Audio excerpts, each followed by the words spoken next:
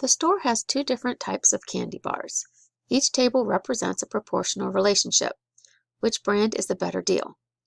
Because they tell us that it is a proportional relationship, that means we don't have to make sure that these are equivalent. We know that this is going to be equal to that. Two equivalent ratios, two equivalent fractions. So you can simplify from either one.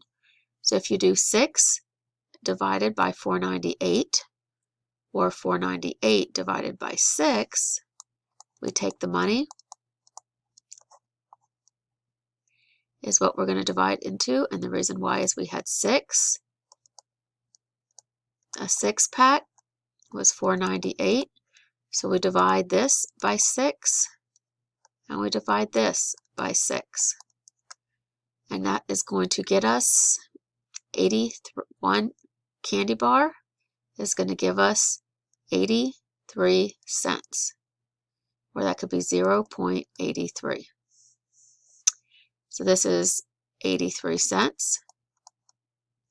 Palmer's, that is 4 for $3.40. And so we're going to have to divide by 4 to find how much one candy bar is. And we divide by 4 to find that is 0.85. So that's 0.85. So Hershey's is the better deal.